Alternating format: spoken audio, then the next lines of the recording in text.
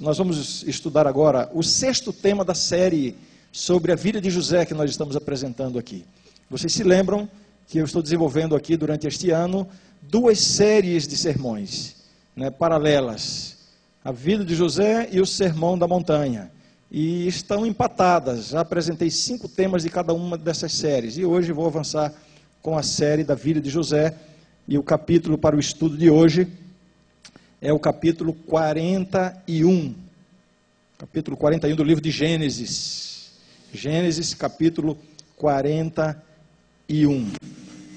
José teve, começo da história de José, ele teve aqueles sonhos em que os seus irmãos, os sonhos que apontavam para um futuro, quando os seus irmãos e os seus pais se inclinariam diante dele. Por causa desse sonho, o ódio e a inveja dos seus irmãos foram aguçados.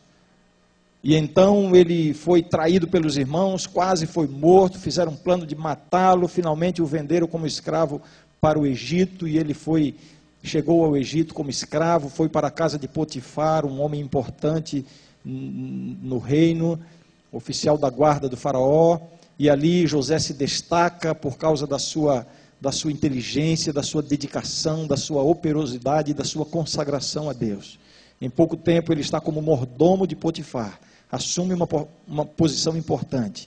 Mas depois ele é severamente tentado pela mulher de Potifar, permanece fiel a Deus, é injustiçado, é lançado na prisão. E ali ele permanece alguns anos, injustamente. Assim que a vida de José, durante todos esses anos, tem sido uma vida de sofrimento, de traições, de injustiças. E lá na prisão, o copeiro-chefe e o padeiro-chefe de Faraó também estão presos e têm sonhos, cada um deles tem um sonho. E José percebe que eles estão com o semblante carregado, José interpreta os sonhos. E os sonhos deles apontam para um futuro próximo. Um deles, em 3 dias, seria liberto e reassumiria sua posição junto ao faraó.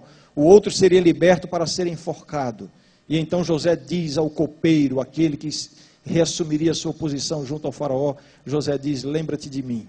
José tem a esperança de que ele, de alguma forma, por sua influência, crie condições para que José possa apresentar a sua inocência e ser liberto da masmorra, da prisão. Mas José é esquecido. Vejam que a vida de José é uma vida de sofrimento. Traições, injustiças, tentações de todas as partes. E finalmente ele é esquecido por alguém a quem ele tanto ajudou.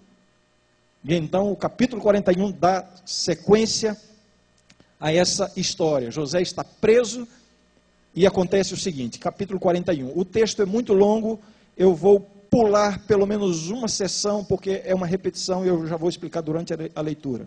Mas eu peço que você faça um esforço especial para se concentrar na leitura, tentando acompanhar e captar cada detalhe. E logo após a leitura, eu quero pedir que você permaneça com a sua Bíblia aberta, porque nós vamos desenvolver o tema consultando diversas passagens desse capítulo. Então, Gênesis 41, fique bem atento à leitura, acompanhe, tentando imaginar a cena, enfim, os acontecimentos relatados aí. O texto diz assim: passados 2 anos completos, Faraó teve um sonho. Parecia-lhe achar-se ele de pé junto ao Nilo.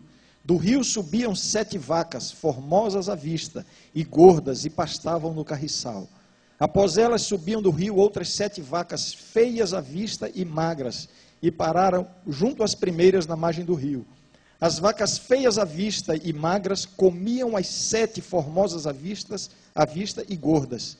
Então acordou Faraó. Tornando a dormir, sonhou outra vez. De uma só haste saíam 7 espigas, cheias e boas. E após elas nasciam 7 espigas mirradas, crestadas do vento oriental. As espigas mirradas devoravam as 7 espigas, grandes e cheias. Então acordou Faraó. Fora isto um sonho. De manhã, achando-se ele de espírito perturbado, mandou chamar todos os magos do Egito e todos os seus sábios, e lhes contou os sonhos, mas ninguém havia que lhes interpretasse. Então disse a Faraó o copeiro-chefe. Lembra do copeiro? Aquele que havia estado preso com José, cujo sonho havia sido interpretado por José, para quem José havia feito o pedido, lembra-te de mim. 2 anos depois, o verso 9 diz, então disse Faraó ao copeiro-chefe, disse a Faraó o copeiro-chefe, lembro-me hoje das minhas ofensas. Estando Faraó muito indignado contra os seus servos e pondo-me sob prisão na casa do comandante da guarda, a mim e ao padeiro-chefe, tivemos um sonho na mesma noite, eu e ele. Sonhamos, e cada sonho com a sua própria significação. Achava-se conosco um jovem hebreu, servo do comandante da guarda. Contamos-lhe os nossos sonhos, e ele nos interpretou, a cada um segundo o seu sonho. E como nos interpretou, assim mesmo se deu. Eu fui restituído ao meu cargo, o outro foi enforcado. Então Faraó mandou chamar a José, e o fizeram sair à pressa da masmorra. Ele se barbeou, mudou de roupa, e foi apresentar-se a Faraó. Este lhe disse, tive um sonho, e não há quem o interprete. Ouvi dizer, porém, a teu respeito, que quando ouves um sonho, podes interpretá-lo. Respondeu-lhe José, não está isso em mim, mas Deus dará resposta favorável a Faraó. Então contou Faraó a José. Olhem para mim agora. E agora, o Faraó conta o sonho que nós já lemos. Faraó diz, só que agora o sonho é relatado na primeira pessoa, agora é Faraó contando. Estava dormindo, sonhei. 7 vacas gordas, 7 vacas magras, 7 espigas boas e cheias, 7 espigas mirradas. As vacas magras comiam as vacas gordas, as espigas mirradas devoravam as espigas cheias. Eu acho que eu pronunciei tudo certo ou não? Mas todo mundo entendeu. O que significa isso? Aí José apresenta a interpretação. Verso 32. O sonho de Faraó foi dúplice, porque a coisa é estabelecida por Deus, e Deus se apressa a fazê-la. Agora, pois, escolha... Desculpem, eu pulei uma parte aqui que eu ia falar também. José deu a interpretação do sonho. Vou contar também, para a gente economizar o tempo da leitura. As 7 vacas gordas simbolizam, apontam, significam 7 anos de abundância que haverá em toda a terra. Muita fartura. As 7 vacas magras significam 7 anos de miséria, de seca, de fome, que vai assolar toda a terra. As 7 espigas cheias simbolizam a fartura. As 7 espigas mirradas simbolizam a fome. O sonho foi dado 2 vezes, com uma linguagem diferente, para enfatizar que isso será muito grave e que vai acontecer logo. Faraó fica assustado, mas a interpretação foi precisa, e Faraó se convence imediatamente da exatidão das palavras de José. Aí sim, José faz além do que lhe foi pedido. Vejam como José era um jovem que estava preparado para enfrentar qualquer situação.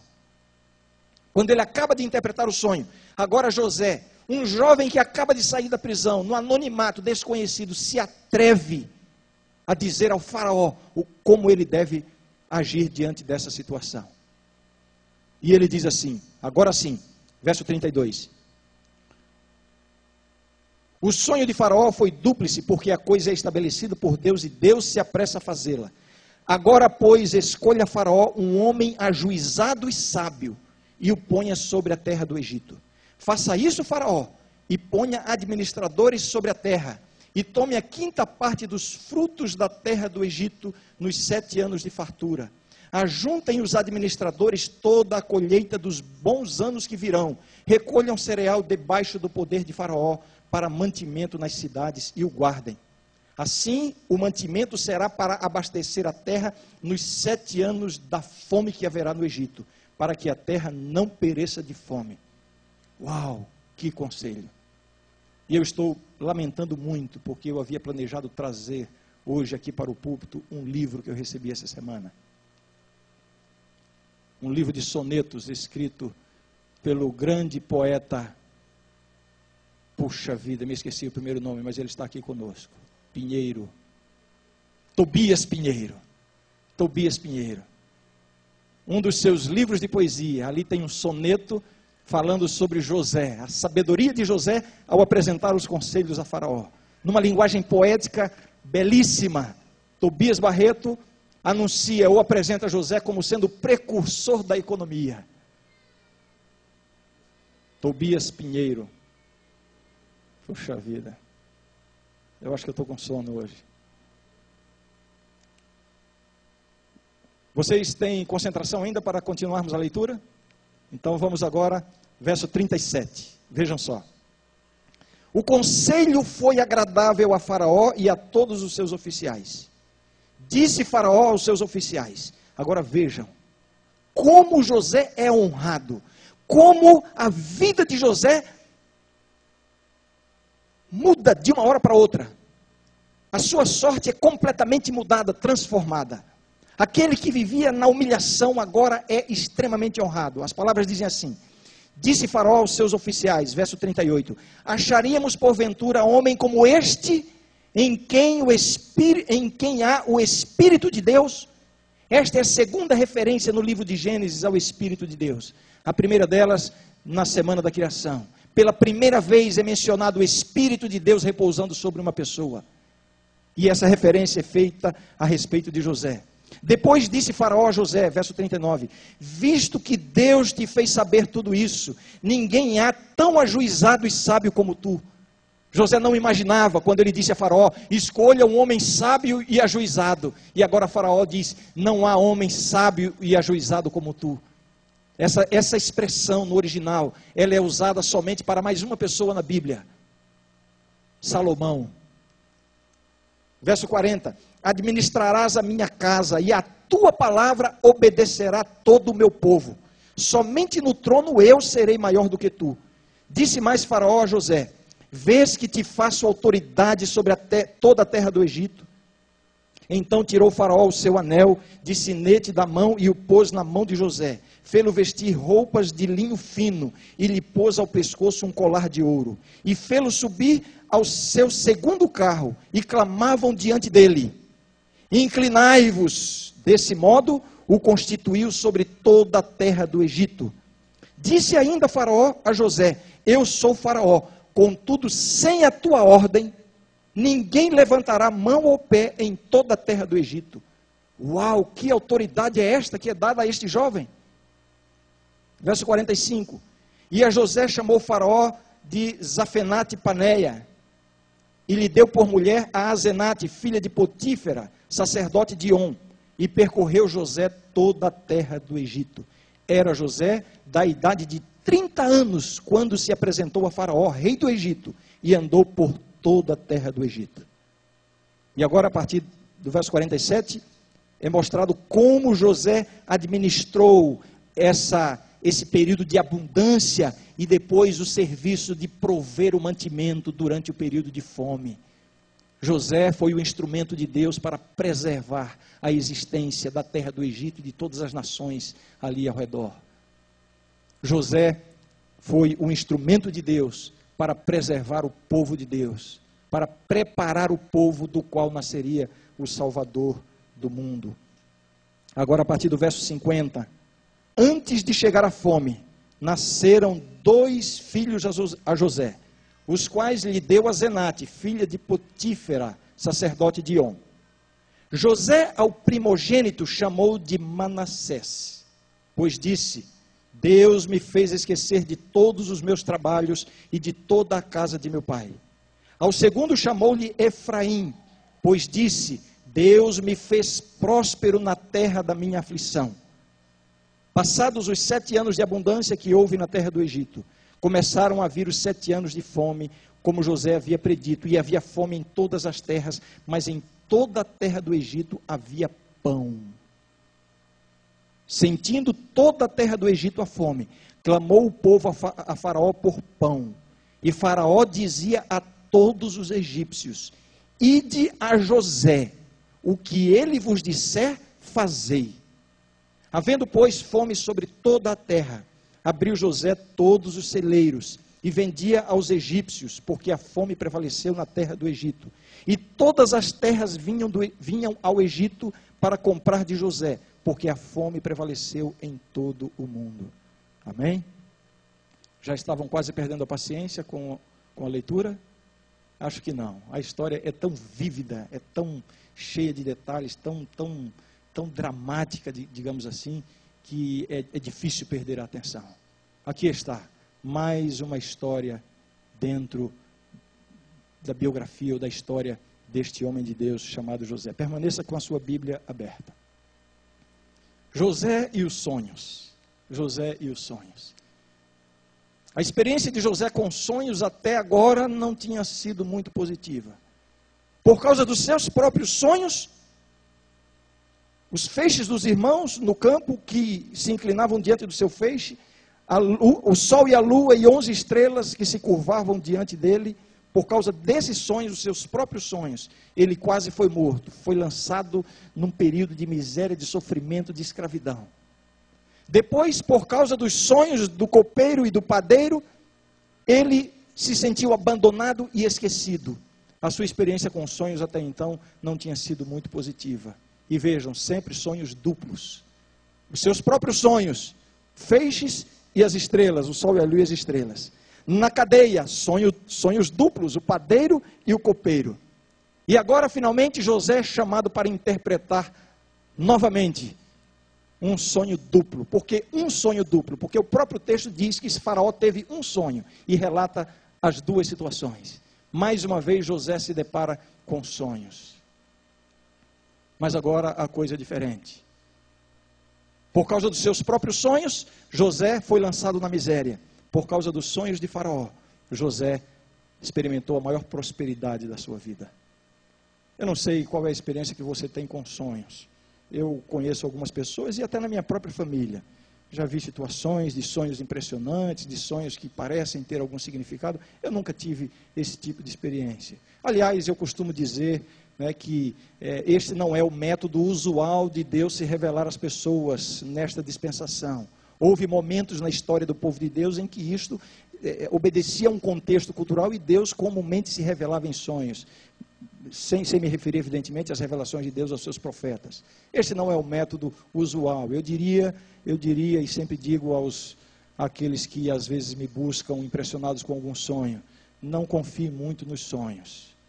Os sonhos podem ser projeções de medos e desejos que estão no inconsciente. E como diz um amigo meu, às vezes os sonhos são resultado da pizza que foi comida na noite anterior.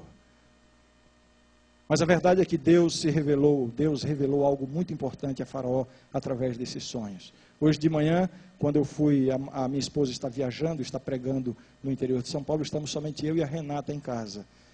E antes de dizer isso, eu preciso contar aqui, porque a Renata venceu o concurso Bom de Bíblia, ela ganhou uma bicicleta de presente. Imagine a alegria dessa criança. A bicicleta chegou ontem no finalzinho da tarde. Então, o sábado dela teve um melhor início que poderia acontecer. Quando ela olhou a bicicleta, os olhinhos dela brilhavam. Hoje de manhã, quando eu fui dar comida para ela, antes de virmos para a igreja, logo que ela acordou, eu perguntei, e aí, Renata, sonhou com essa bicicleta? Ela olhou sério para mim e disse, pai, eu não sonhei com esta bicicleta. Aí parou alguns segundos e disse, mas eu sonhei que estava andando de bicicleta. Claro, não podia ser diferente. Essa história que nós acabamos de ler revela duas coisas. Vejam, é um texto muito rico. Eu não tenho a intenção nem a pretensão de explorar todos os detalhes e aspectos importantíssimos do texto, né? O significado do nome de José, enfim, muitas coisas nas quais eu não vou me deter porque o tempo não permite. Mas eu quero destacar aqui dois elementos importantes que se destacam vividamente no texto. O primeiro deles, a soberania de Deus, o poder de Deus, o controle que Deus tem sobre todas as situações da vida. Isso é visto aqui nessa história. E em segundo lugar, o caráter de José, o tipo de pessoa que Deus pode abençoar, o tipo de pessoa que Deus pode fazer prosperar. A soberania de Deus. Vejam, Os eventos que se sucedem aqui são impressionantes e não são mera coincidência. Faraó tem 2 sonhos na mesma noite. Ele não consegue interpretar os sonhos. Ele chama os adivinhos, homens que eram pagos e dependiam de Faraó para lhe prestar auxílio sobrenatural. Homens que dependiam de Faraó para a sua manutenção. E agora, finalmente, numa situação rara, Faraó se apresenta como dependendo deles.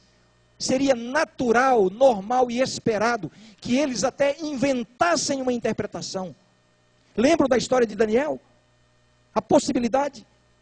No entanto, isso não acontece. Deus, de alguma forma, deu sonhos a Faraó e impediu que os adivinhos inventassem uma interpretação. Naquele mesmo contexto, o copeiro foi chamado. Ninguém melhor do que o copeiro para entrar nessa história. O copeiro que havia estado com José 2 anos antes na prisão. Aquele que se havia esquecido de José durante todo esse período, e agora ele se lembra. Não é do acaso que ele se lembra. Claramente vemos a ação de Deus.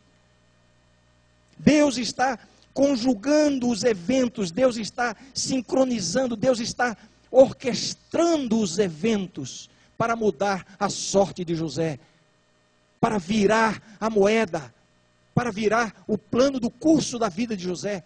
Isso revela a soberania de Deus. Deus tem poder, Deus tem o controle sobre todas as situações da vida. Mesmo nas situações em que você pode se sentir completamente sem esperança e não vê a mínima possibilidade de uma mudança, não há saída, lembre-se. E eu vou dizer uma frase aqui que eu quero que você repita em sua mente e a mantenha. Quando Deus quer, Deus faz. Nem um amenzinho saiu daí, né? Quando Deus quer, Deus faz. Não existe impossibilidade para Deus. 40 minutos antes, José era um escravo preso, esquecido. E agora?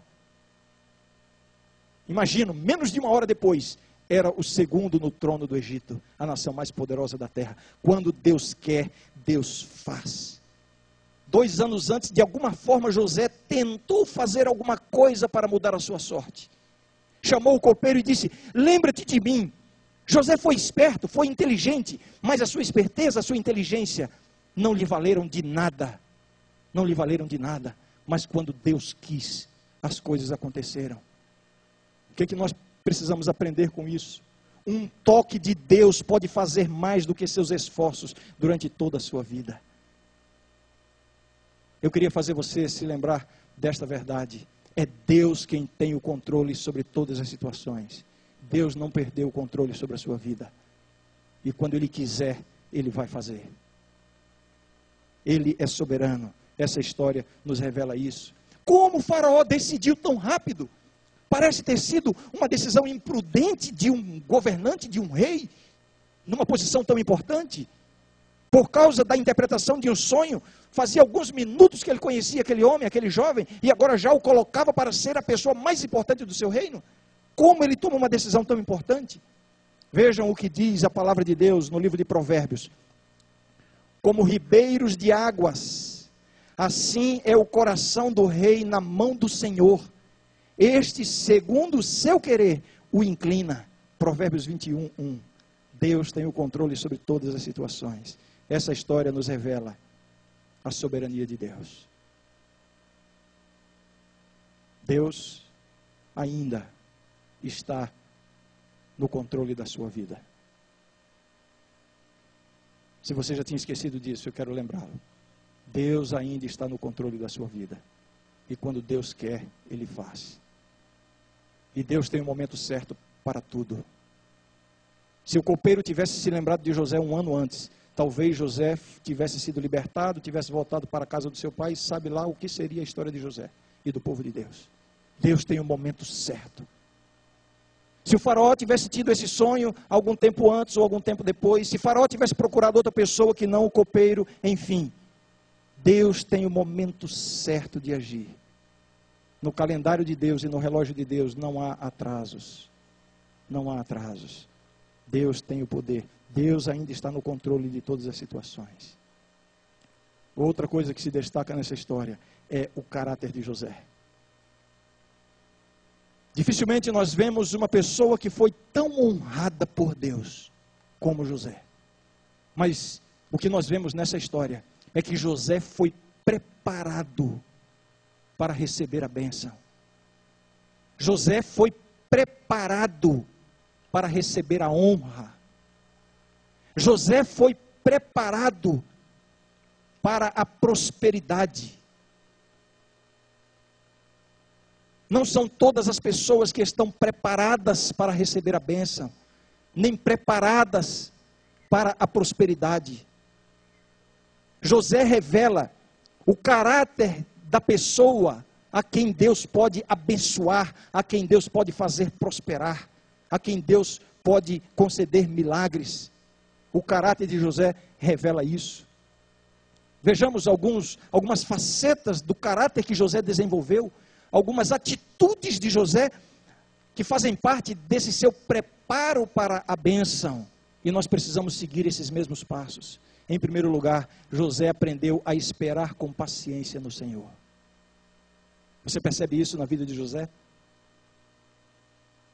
Já fazia pelo menos 13 anos que José havia sido vendido como escravo. 13 anos de sofrimento, 13 anos de isolamento, 13 anos de adversidade, 13 anos de provação, 13 anos de altos e baixos. Ninguém experimentou tantos altos e baixos na sua vida como José. Em um momento ele era o filho preferido do pai com a promessa garantida de que seria o primogênito, o herdeiro da primogenitura. Um momento depois ele está sendo levado como escravo para o Egito. Algum tempo depois ele é levado à condição de mordomo de Potifar. Algum tempo depois ele está sendo lançado na prisão, injustiçado, traído.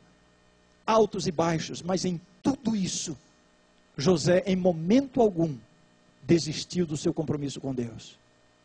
José aprendeu a esperar no Senhor. Traído, preso, esquecido, ele soube esperar no Senhor. E eu pergunto, e você? Por que já está impaciente com Deus? Ah, Senhor, está demorando tanto.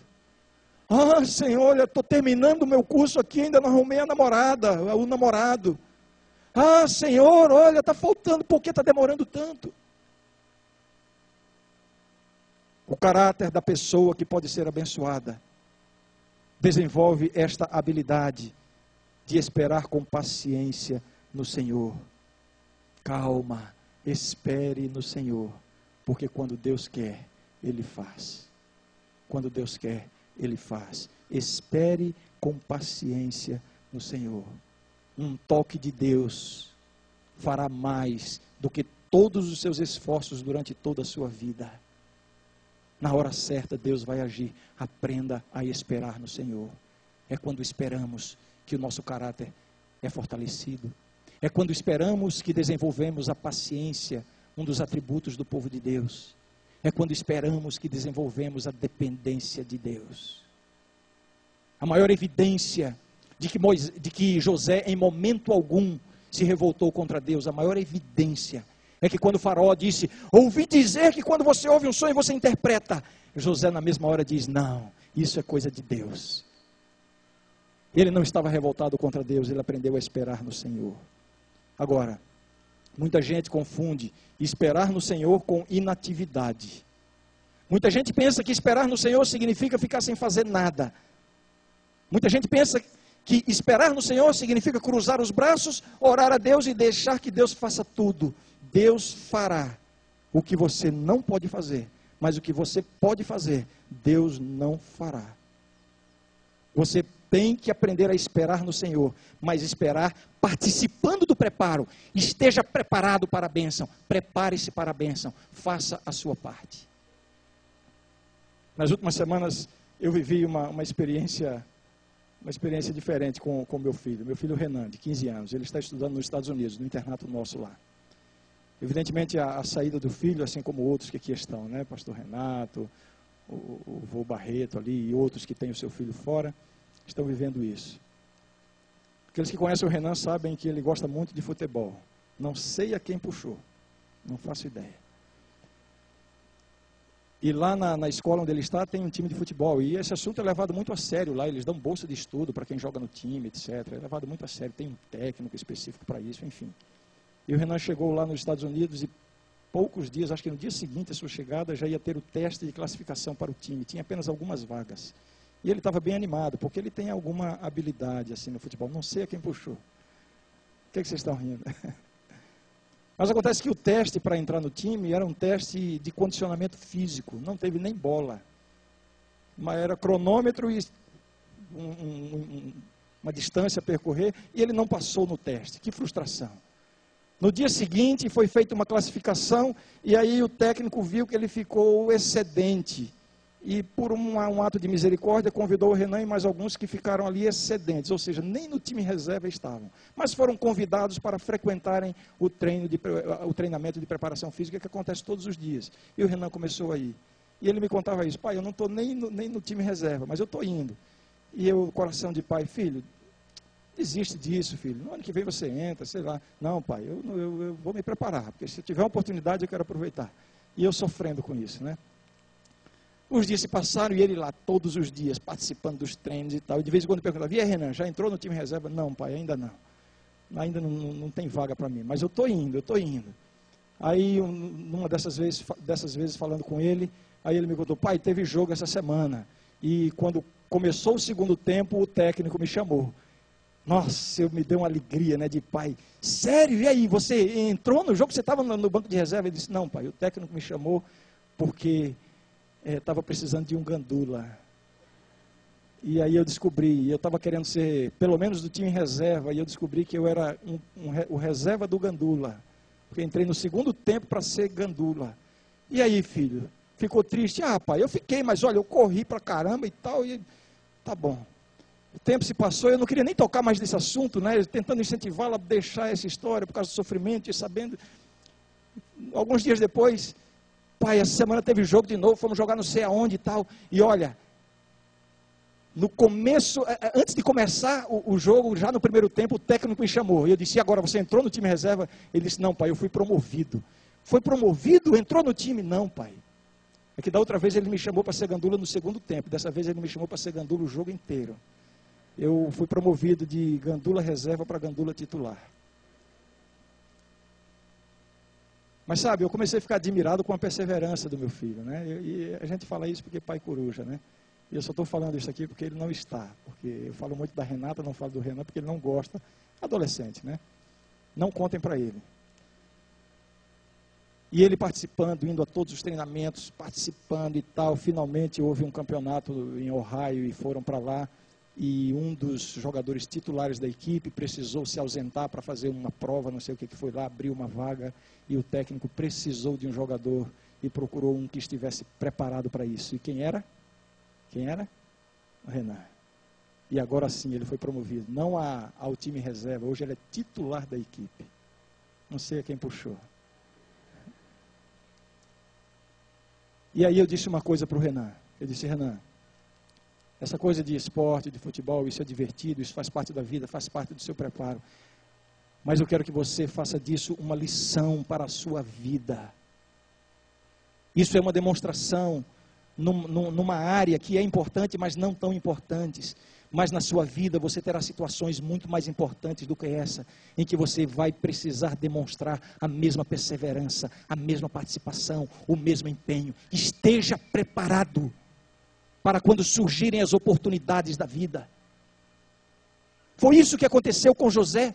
José aprendeu a esperar com paciência no Senhor, mas a espera de José não era uma espera inativa. Ele estava sempre atuando, sempre agindo, fazendo o seu melhor. Foi assim na casa de Potifar, foi assim na prisão. Quando é chamado à presença de Faraó, ele não vai de qualquer jeito. A Bíblia diz que ele troca de roupa, que ele se barbeia. É claro, ele se barbeou aqui porque na cultura egípcia, na cultura hebreia, a barba era um símbolo de dignidade. Na cultura egípcia seria uma ofensa ele comparecer a Faraó. Então ele faz a sua parte, ele faz o melhor que pode. É isso que nós precisamos fazer na vida: esperar no Senhor, confiar no Senhor, ter a certeza de que Deus está dirigindo, não se desesperar diante das adversidades. Se as coisas não estão indo bem, calma, quando Deus quer, Deus faz. Mas não espere inativo, faça a sua parte, faça o melhor que você pode, esteja preparado para quando as oportunidades surgirem. Alguém disse: que toda oportunidade sempre será aproveitada. Se você não aproveitá-la, outro a aproveitará em seu lugar. José estava preparado para isso. Ele aprendeu a esperar no Senhor. Eu anotei aqui um comentário a fazer, meu tempo está correndo, mas eu vou fazer assim mesmo. Há pessoas que querem deixar para Deus. Não, eu não vou contar isso que eu ia contar. Conta ou não? Tá bom, então eu vou contar de tal forma que a pessoa a quem eu vou me referir vai ficar preocupada, mas olha, eu não vou dar nenhuma dica para descobrir quem é, então não vai ter perigo, né? Alguém me procurou esses dias, aliás, isso acontece com muita frequência, né? Faz parte da minha atividade aqui no campus, convivência com jovens, né? Então aquela coisa, pastor, olha, eu conheci uma garota, ora por mim. Ah, pastor, olha, tem um rapaz aí, ora por mim. Então a gente está sempre orando, aliás, abrindo um parênteses aqui, né? Tanto procuram a mim como procuram a minha esposa. Mas aqueles que procuram a minha esposa levam alguma vantagem nesse assunto. Aqueles que já o fizeram sabem disso. Quando me procuram para esse assunto, puxa, eu acho tão legal ver os jovens, né, moças e rapazes buscando orientação, pedindo oração para um assunto tão importante, namoro, casamento. E eu me empenho, eu aconselho, eu oro, mas é só isso. A Mara não, ela aconselha, ela ora e depois ela promove os encontros. Ah, Mara, olha, eu estou precisando de uma jovem, eu queria uma pessoa, eu estou tão sozinho. Aí depois vem outra lá, Mara, será que não tem um rapaz? Ela já, opa, olha, me encontra tal dia, tal lugar, em tal lugar que eu vou dar. E ela junta e apresenta e já promoveu vários encontros assim. Bom, espero que com isso não parem de me procurar, né? Não vão sobrecarregar minha esposa. Mas alguém me dizia esses dias assim, não vou dizer se é moça nem rapaz, dizia assim: pastor, por favor, ore por mim, eu estou desesperado, eu estou tão angustiado. Eu vou misturar o masculino com o feminino aqui para ninguém saber. Eu não sei o que fazer, porque olha, aconteceu uma coisa terrível comigo. Eu disse, o que foi que aconteceu? Ah, pastor, sabe, eu estou pensando em casamento, mas é tão perigoso esse assunto. Aí eu pedi a Deus um sinal, para Deus me mostrar a pessoa com quem eu devo me casar. Eu orei a Deus. Eu disse, e por que o seu desespero? Deus não respondeu? Não, Deus acabou de me responder, pastor. E eu disse, por que o desespero? Ah, pastor, qualquer um, menos esse. Mas agora não tem jeito, Deus já mostrou, ore por mim, porque é com essa que eu vou ter que casar. Eu disse, olha, eu acho que você pediu o sinal errado. E estamos em processo de aconselhamento. E eu já vou dar algum conselho público aqui, quem sabe já vai servir para essa pessoa. Deus não faz por você o que Ele espera que você faça. Não é pedindo o sinal e pedindo que Deus aponte a pessoa. Não é assim. Deus lhe deu inteligência, Deus lhe deu discernimento, Deus lhe deu a sua palavra. Deus lhe deu princípios, Deus lhe deu todas as condições para você exercer o seu juízo. Deus lhe deu a possibilidade de conviver com pessoas, com jovens, moças e rapazes do sexo oposto ali, e descobrir qual tipo de pessoas que tem mais afinidade. Deus lhe deu a possibilidade de desenvolver relacionamentos para você identificar afinidades e diferenças. E é assim que Deus vai atuar na sua vida, não é apontando uma pessoa e eliminando a sua responsabilidade. É muito fácil pedir o sinal e jogar para Deus a responsabilidade, quando na verdade cada um tem que ser responsável pelas suas escolhas. Espere em Deus, mas não espere inativo, faça a sua parte. José foi esse tipo de homem. Por isso José pôde ser abençoado por Deus. Segundo aspecto do caráter de José que o preparou para a bênção, José aprendeu a glorificar a Deus em tudo. Que coisa impressionante. Um jovem de 30 anos, na miséria, na masmorra, esquecido, com tantas habilidades. Ele sabia das suas habilidades, ele sabia da sua capacidade, mas estava lá jogado, sem nenhuma perspectiva de vida e de futuro, a não ser uma possível interpretação dos seus sonhos, mas não havia nenhum vislumbre de como isso se realizaria. Agora José é chamado à presença de Faraó, e Faraó diz assim, olha, eu chamei você aqui porque você é o cara.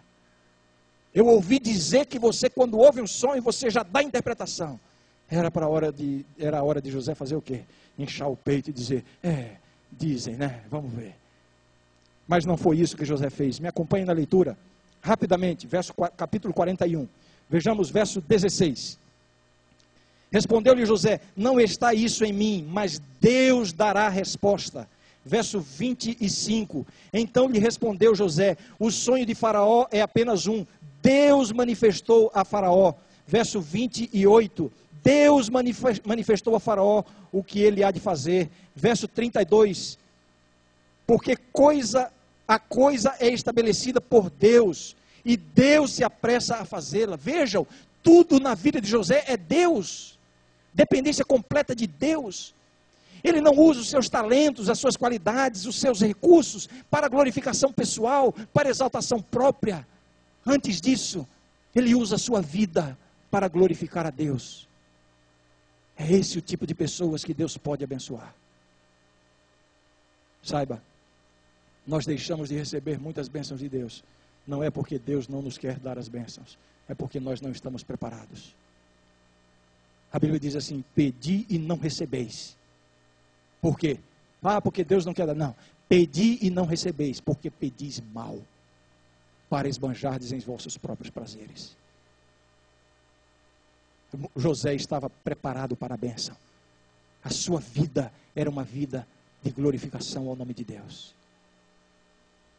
Muitas pessoas, eu diria, a maioria de nós, não tem estrutura para receber de Deus a prosperidade, porque vão glorificar a si mesmos.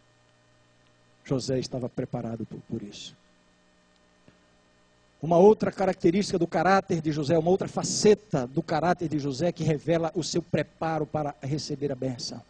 Até agora nós vimos José sendo fiel a Deus, quando foi lançado no poço pelos seus irmãos. José sendo fiel a Deus sendo escravo. José sendo fiel a Deus na prisão, na adversidade, nos momentos difíceis. Mas essa história nos revela o ponto culminante da revelação do caráter de José. José foi fiel a Deus na prosperidade. E saiba, a prosperidade é muito mais tentadora do que a adversidade. E você só estará pronto para a prosperidade depois que for muito bem preparado na adversidade. E como eu já disse, em outras palavras, Deus não vai lhe dar prosperidade se você não estiver preparado para isso. Porque essa bênção será uma maldição na sua vida. E vejam que prosperidade. Me acompanhem, verso 40 em diante. Apenas citando algumas coisas. Administrarás a minha casa, a tua palavra obedecerá a todo o meu povo, somente eu no trono serei maior do que tu.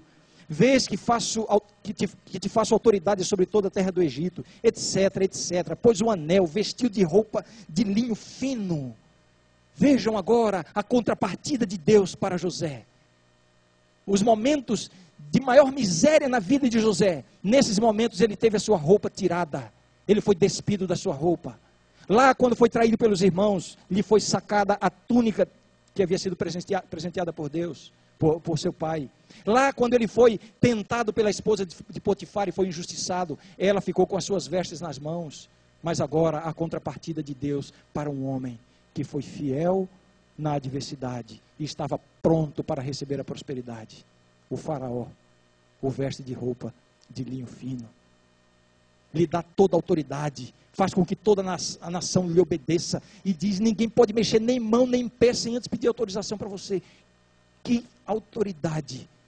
Dizem que o poder corrompe e que o poder absoluto corrompe absolutamente, mas José foi diferente. Ele foi fiel na prosperidade. E o texto revela isso em diversos momentos. Mas eu gostaria de destacar aqui, verso 52. Verso 52. O segundo filho de José, diz assim: ao segundo chamou-lhe Efraim, pois disse: Deus me fez próspero na terra da minha aflição. Será que ele poderia receber a prosperidade? Reconhecendo que tudo vem de Deus. Ele estava pronto, fiel na prosperidade. Finalmente, a quarta faceta do caráter de José que revela o seu preparo para receber a bênção. E aqui está talvez o aspecto que nos prepara para os eventos que vão se suceder nos capítulos seguintes. José perdoou aos seus ofensores. Não é fácil oferecer perdão, irmãos. Quando você é traído, especialmente quando é traído pelas pessoas a quem você mais ama. José foi traído pelos seus irmãos. José foi um servo fiel e leal a Potifar, o mesmo que o mandou para a prisão. José agora poderia aproveitar a sua autoridade, o seu poder, a sua influência. Para quê? Para a vingança. Talvez se fosse algum de nós aqui, nosso primeiro ato seria: chamem a Potifar e a sua esposa ao meu gabinete. Mas José não faz nem menção deles. O nome que José dá ao seu filho é este: Efraim, pois disse: Deus me fez próspero na terra da minha aflição. Aliás, o verso 50, isso mesmo, verso 52. Ele reconhece que Deus estava dirigindo tudo. E o nome do seu primeiro filho é a maior evidência de que o seu coração estava limpo e liberto de toda mágoa.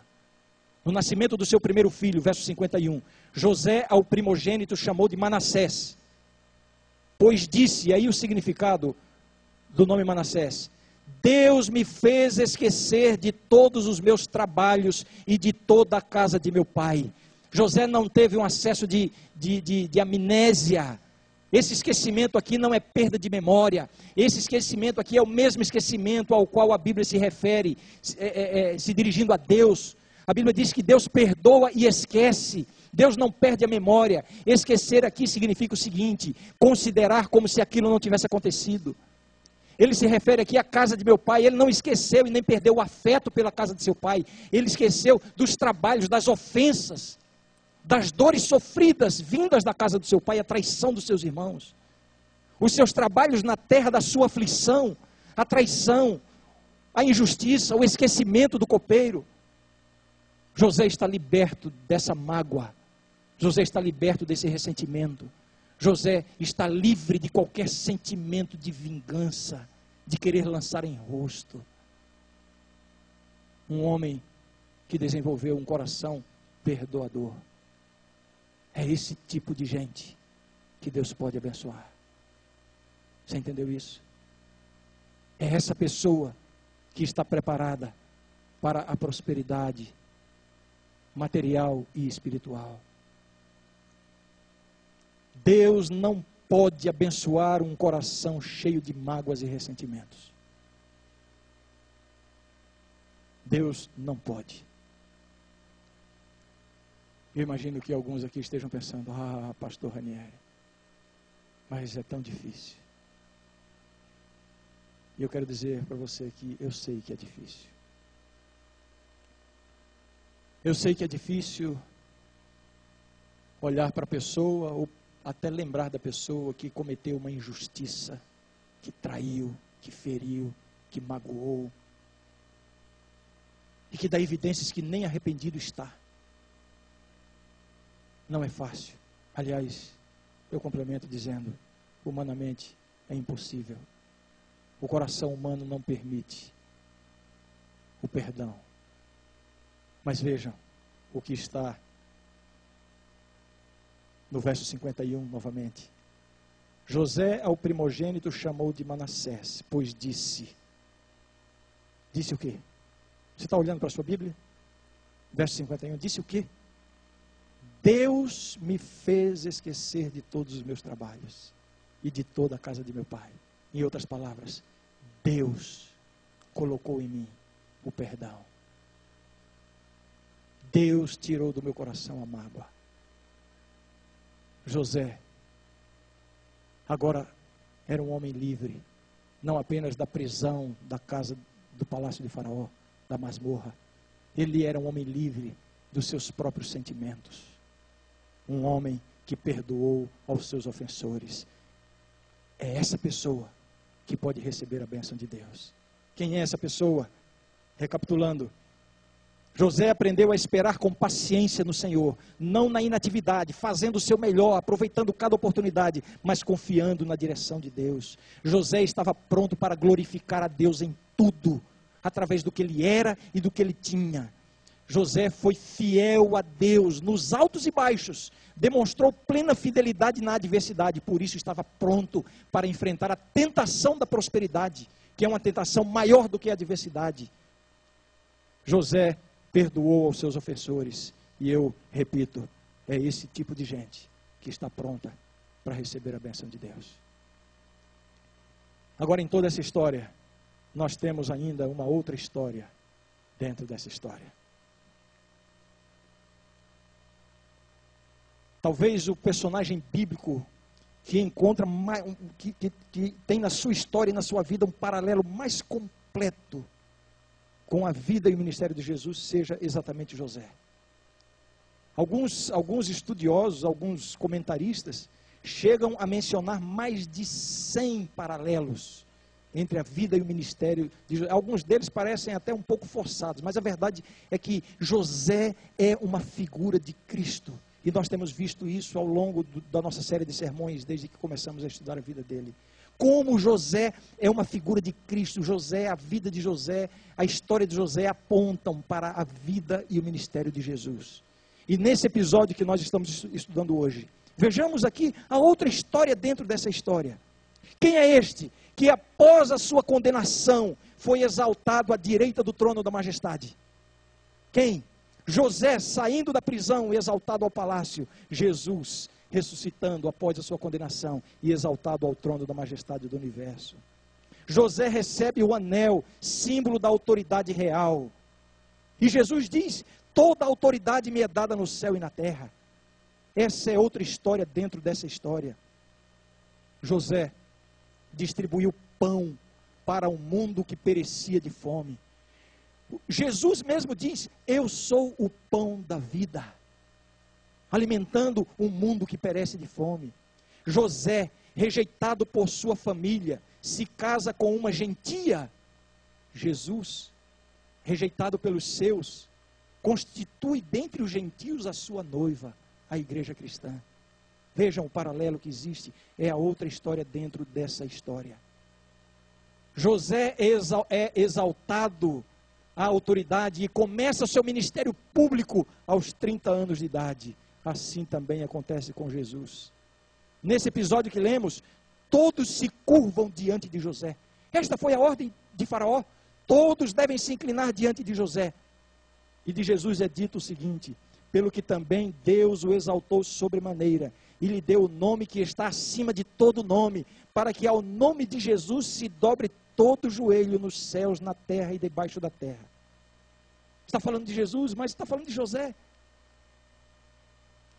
Faraó disse a José: sem a tua ordem, ninguém levantará pé ou mão em toda a terra do Egito. Que ordem foi essa? Em outras palavras, sem a ordem de José, ninguém pode fazer nada. E Jesus diz: sem mim, nada podeis fazer. Esta é a outra história dentro dessa história. E olhando para a história de José e vendo em José Jesus, olhando para esses eventos e vendo que esses eventos, esses acontecimentos apontam para a vida e para o ministério de Jesus, nós vemos que Faraó dá a José o mais sábio, Faraó dá ao povo o mais sábio conselho registrado nas Escrituras. Leiam comigo o verso 55. Sentindo toda a terra do Egito a fome, clamou o povo a Faraó por pão. E Faraó dizia a todos os egípcios, e agora vem o conselho mais sábio de toda a Bíblia: ide a José, o que ele vos disser, fazei. Ide a Jesus, o que ele vos disser, fazei. Você está esperando a bênção de Deus? Você está esperando que Deus transforme a sua vida, que Deus lhe tire da masmorra e lhe exalte e o honre, que Deus mude a sua sorte, que Deus abra uma porta, que Deus resolva a sua crise, desenvolva em sua experiência o caráter que José revela aqui. Mas isso é resultado de obedecer unicamente a esta ordem. O que ele vos disser, fazei. Ide a Jesus. O que ele vos disser, fazei. O que significa isso, irmãos? Fazer tudo o que Jesus disser. E fazer somente o que Jesus disser. Não dar um passo sequer fora da orientação de Deus. Não dar um passo sequer seguindo sua própria vontade, mas deixar-se guiar completamente por Jesus. Eu vou convidar o pastor Montano. Ele vai cantar um hino. Enquanto ele canta, eu gostaria de convidar a cada um aqui a uma reflexão e a uma entrega a Deus. Talvez você precise fazer uma decisão esta manhã. A decisão de renovar a sua confiança em Deus. A decisão de buscar de Deus mais paciência para continuar esperando no Senhor. A decisão de buscar o poder de Deus para enfrentar as adversidades da vida sendo fiel a Deus. Não abandonar os caminhos de Deus. Estar sendo preparado para a prosperidade através da adversidade. A decisão de buscar o poder de Deus para lhe dar humildade, a fim de glorificar a Deus em tudo.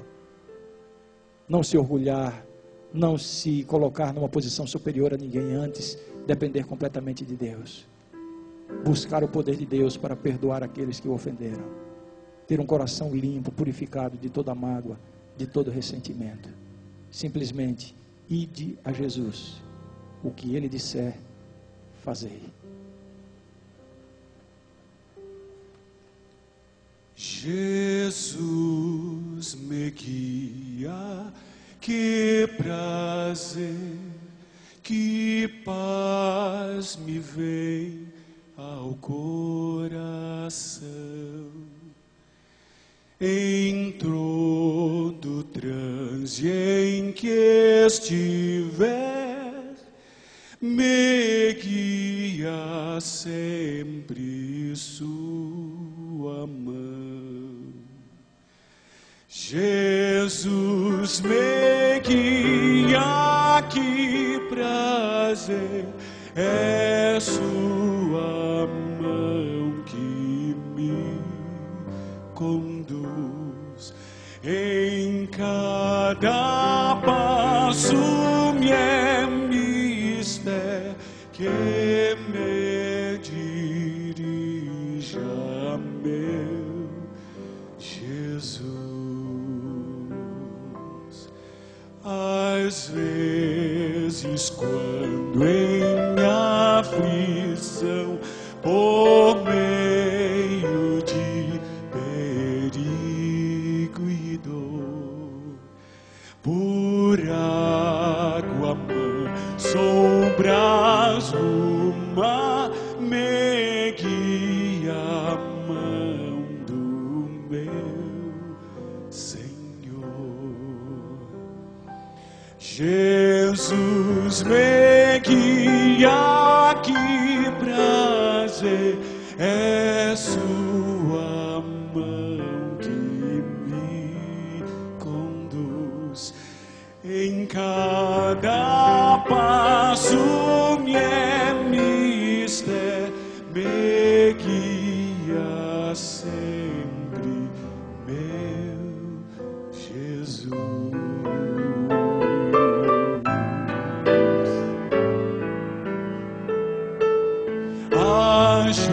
Ajuda-me a não murmurar, qualquer que seja a condição.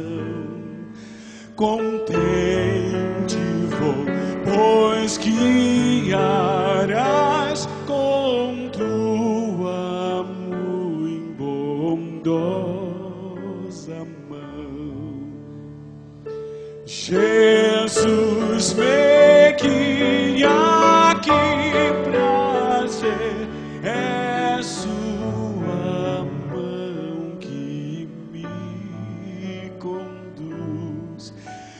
cada passo me é mister que me dirige a meu Jesus. Jesus me guia, que prazer é sua mão que te conduz em cada passo me é mistério, me guia sempre meu Jesus.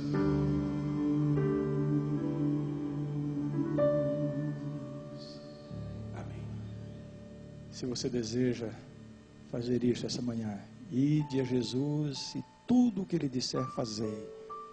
Deixar que Jesus guie cada passo da sua vida. Eu convido que você fique em pé para terminarmos com a oração. Amém. Obrigado, Senhor, por Tua palavra. Obrigado, Senhor, porque através da história de José aprendemos tantas lições para a nossa vida. Nossa súplica, Senhor, é que nos ajudes a colocar essas lições em prática. Não temos em nós mesmos nenhum poder, nenhuma habilidade para isso. Dependemos completamente de Ti. Dá-nos o Teu Espírito, Senhor. Assim como José foi cheio do Teu Espírito, assim também desejamos sê-lo.